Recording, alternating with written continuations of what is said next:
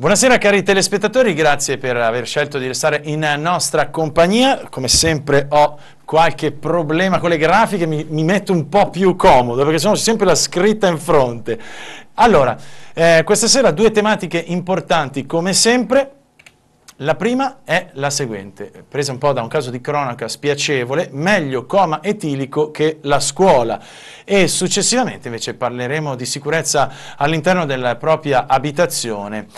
Do il benvenuto ad Andrea Bergamo, che è dell'ufficio interventi educativi, ufficio scolastico provinciale Padova, quello che un tempo si chiamava, appunto, come ho scritto, provveditorato, giusto? Provveditorato agli studi. Agli studi, certo. È che, come si diceva inizialmente, con queste grafiche, tutte queste grafiche, non ci stavamo.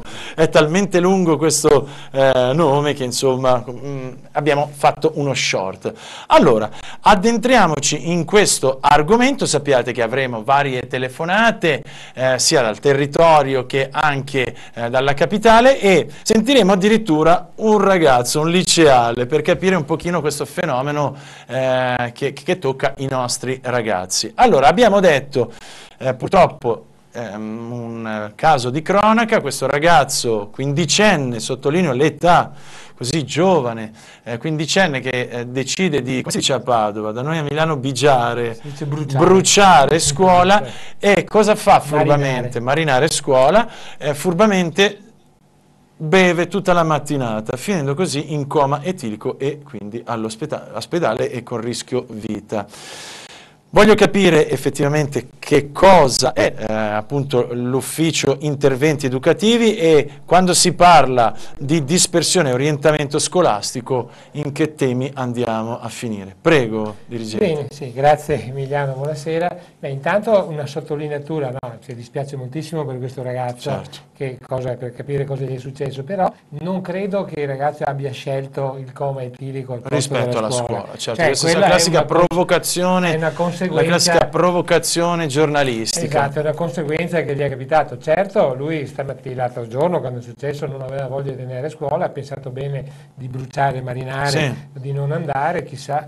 Il coma non l'ha scelto, ma di ubriacarsi purtroppo l'ha scelto. Questo senza puntare il dito, perché non sono un santo io, non voglio salire in cattedra, però questa è una scelta ben consapevole. Anche su questo poi avremo qualche remore, perché nessuno... Voglio ricordare che il dirigente è anche uno psicologo, ed esperto quindi in materia, e dirigente scolastico, quindi l'ho chiamato apposta. Grazie, si dice così, prestato all'ufficio scolastico provinciale, invece di dirigere una scuola dirigo la sezione interventi educativi. Ci occupiamo proprio di prevenzione delle tossicodipendenze, di prevenzione della dispersione, di aiutare i ragazzi quando le cose non vanno bene. Certo. Quando i ragazzi vanno bene siamo tutti bravi, quando ci sono delle difficoltà allora si chiede a qualcuno, all'ufficio, che poi non lavoriamo da soli, lavoriamo è brava la famiglia, e invece quando succede il guaio è colpa della scuola. Beh, insomma, è sempre un po' così. Deve prendersi anche la sua responsabilità.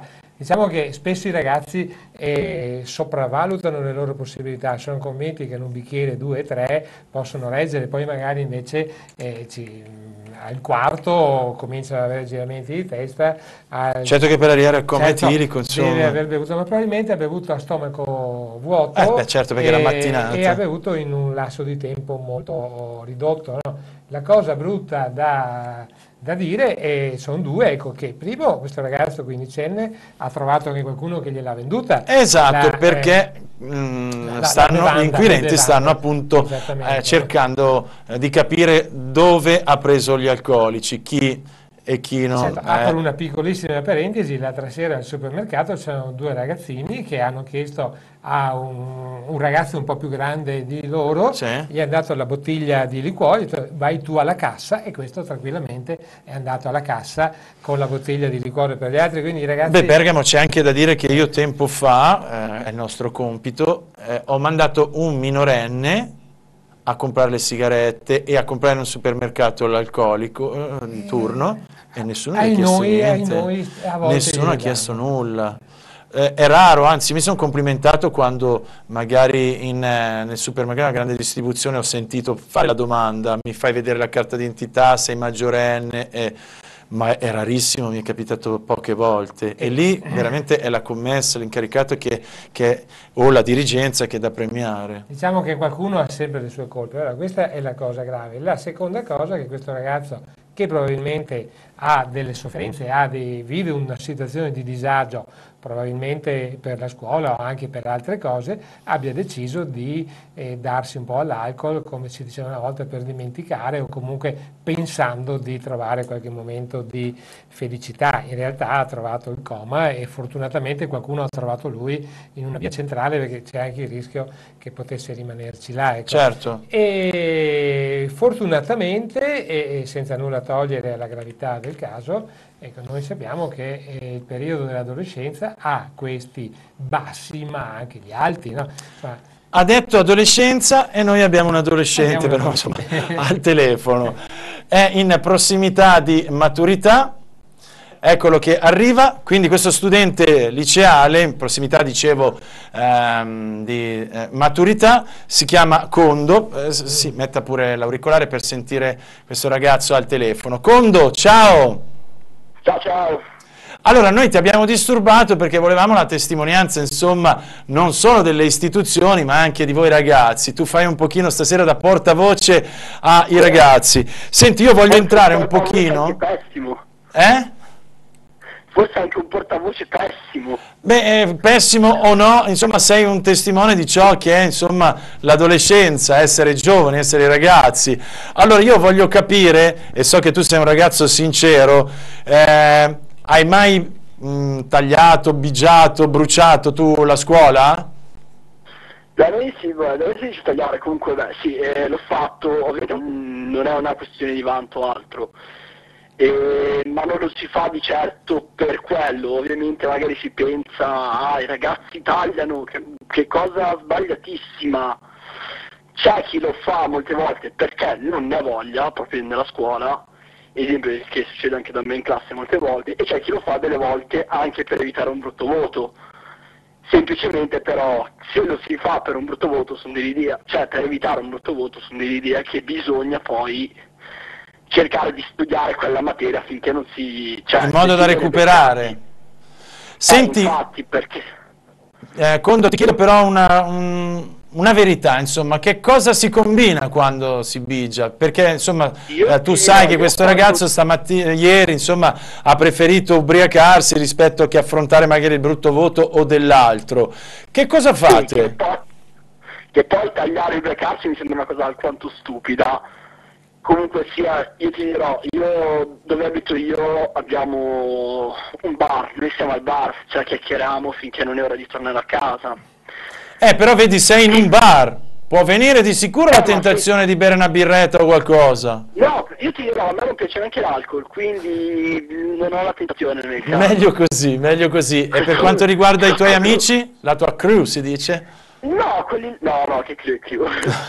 No, gli amici no, perché comunque sia cioè, la mattina non ti metti neanche a bere, cioè è sbagliato adesso farsi idea per questo ragazzo che si è ubriacato, pensare che i ragazzi, cioè non facciamo di tutta l'erba un fascio, certo. I ragazzi tagliano, non c'è da pensare che allora tutti i ragazzi tagliano e vanno a bere. Bene, questo... non è l'idea che ci si deve fare. Ma tu pensi che comunque la stragrande maggioranza di chi bigia, insomma di chi taglia, chiamalo come vuoi, o marina la scuola, lo faccia alla fin fine per evitare il brutto voto o per vivere un momento anche di trasgressione? Ma non tanto di trasgressione, io ti dirò, io per anni quando ho fatto prima, seconda, quando ero più piccolo, ti dirò, non ho mai tagliato. Ho tagliato un po' più per necessità, magari adesso che sono maggiorenne, 2 anni fa così, giusto perché magari volevo evitare il brutto voto e magari poi mi preparavo per prendere magari un voto migliore, diciamo. Essendo che già non sono uno che va in una maniera eccelsa, non sono uno molto bravo a scuola, in quel caso ho preferito, diciamo, meglio prevenire che curare. Va bene. Condo, grazie per la schiettezza, ti ringrazio, un abbraccio, un saluto. Ciao. Grazie mille, ciao. Buona giornata e buon lavoro. Ciao e grazie.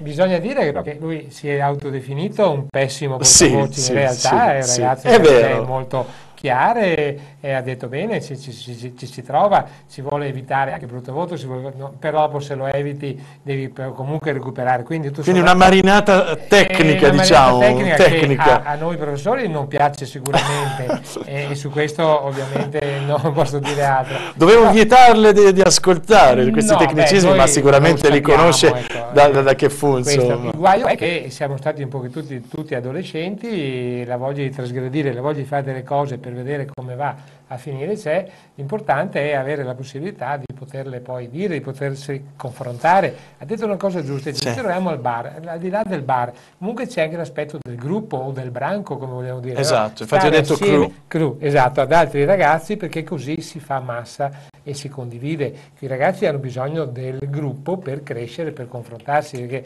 noi la chiamiamo adesso un termine moderno peer education, no? Educazione tra pari, educa molto di più il gruppo che non l'adulto, ecco. Però sono due dimensioni diverse. Questo ragazzo è un portavoce direi invece molto affidabile e molto maturo, che ha inquadrato anche bene quella che è la problematica di chi bigia o di chi marina, no? Certo. E le motivazioni sono molto forti. Perché sbagliando si impara, e io conosco il ragazzo, so che la sua carriera scolastica non è stata delle più rosee, però l'importante è poi capire dai propri errori e infatti, come ha percepito, è un bravo ragazzo.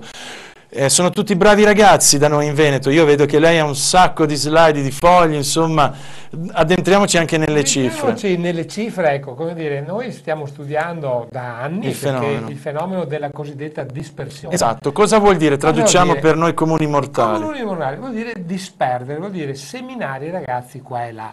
Allora noi possiamo fare delle statistiche, perché ovviamente andiamo a calcolare all'inizio dell'anno quanti sono i ragazzi che si iscrivono, poi andiamo a vedere alla fine dell'anno quanti arrivano al termine dell'impegno scolastico. E ovviamente i dati che abbiamo, parliamo più dei dati veneti, i dati regionali e anche i dati padovani, sono, come dire, nella media un pochettino più bassa della media nazionale, ma possiamo dire che un ragazzo che fa le scuole medie, adesso si chiama scuola secondaria. Se ho capito bene, mi perdoni perché insieme a lei ragazzi che vengono bocciati. In Veneto purtroppo abbiamo... No, in Veneto non siamo messi, cioè a livello nazionale c'è un certo numero che oscilla attorno al 18%, è una media, no? 18% vuol dire che ogni anno su 100 ragazzi che si iscrivono, 18 non arrivano a superare l'anno. La nostra media è più bassa. È leggermente più bassa, quindi però in positivo, però è comunque un esercito di ragazzi che noi disperdiamo qua e là, come dice il senso etimologico della frase, no? Prego. Per fare dei dati soltanto, ad esempio, abbiamo i dati che poi sono pubblicati anche nel nostro sito www.istruzioneveneto.it, che è l'ufficio scolastico regionale. Ogni anno si fa una conferenza stampa in cui si danno i dati non solo i dati della dispersione, quanti insegnanti, quanti alunni, e abbiamo grosso modo 500.000 alunni nel Veneto, no? Tra scuole dell'infanzia e elementari medie, no? E poi ovviamente infanzia e elementari non si boccia, c'è pochissima dispersione, si comincia a bocciare, e uso questa parola brutta, cioè a non superare l'anno quando si arriva alle scuole secondarie di primo grado. Allora, un dato. Però perché è cambiata questa cosa? A me interessa anche questo, io lo dico proprio da genitore, perché poi le lacune te le porti e le scopri tardi, e lo dice un somarone. Certo, ok, se mi avessero massacrato prima con la matematica, l'ho sempre odiata e la odierò sempre, ma magari, chi lo sa, troppa clemenza a volte. No, ma non è questo il clemenza. Intanto c'è un aspetto psicologico sotto, certo. No? Cioè, a un ragazzino in età evolutiva che ha bisogno di tempi più lunghi, non gli si può dire tu non sei maturato, non hai imparato tutte le tabelline, quindi ti fermo in seconda, terza elementare. Tant'è che c'è una normativa nazionale che dice che alla scuola primaria si deve fermare in casi eccezionali. Allora, eccezionale cosa vuol dire? Eccezionale. Mentre superata questa fase evolutiva, no? Si arriva alle scuole medie, e la percentuale si oscilla attorno al 3,5% all'anno. 3,5. Quando arrivi poi in prima superiore la percentuale è attorno al 14%, e poi per scendere 14, 10, 7 e arriviamo all'ultimo anno dove in quinta, prima di fare gli esami, si ferma grosso modo un 3, 6, 3, 7. Allora Bergamo, a breve lancio la pubblicità, ma voglio prima capire dove vanno a finire questi ragazzi, perché si parla di dispersione e successivamente alla pubblicità parliamo di invece come bloccare, quindi esatto. E soprattutto dove vanno a finire, no? Allora, vanno a finire che un po' ripetono l'anno, un po' ripetono l'anno e l'anno dopo si disperdono perché non è detto che stanno promossi subito l'anno dopo, e un po' emigrano, come dire, in scuole relativamente più semplici. Ad esempio, un polmone... Perché ricordiamo che comunque c'è la scuola dell'obbligo, quindi non è che puoi dire, boh, mio figlio non è in grado, lo mando a fare a bottega. Assolutamente no, il nostro regime prevede 10 anni di obbligo scolastico, a cui vengono aggiunti poi 2 anni di obbligo. Lo sottolineiamo, ma è scontato, no, sappiamo. Non è scontato, 10 anni, 8 sono previsti dalla Costituzione e 2 sono stati inseriti in una finanziaria del 2007. No? Quindi noi abbiamo un alto tasso di scolarizzazione, il guaio è che un 14% di ragazzi noi li perdiamo ogni anno, e quando li perdi che sono in ritardo il rischio di arrivare a 20 anni che ancora non hanno preso il diploma. Fortunatamente nel Veneto noi abbiamo una valvola di sfogo. E chissà quando entrano poi nel mondo del lavoro. E chissà quando è un altro discorso. La valvola di sfogo si chiama istruzione professionale o centri di formazione professionale. Ne parliamo dopo la pubblicità? Ok, attendeteci, insomma, siamo qui e noi in realtà aspettiamo le vostre telefonate, mi raccomando, è un dare per avere. A tra poco.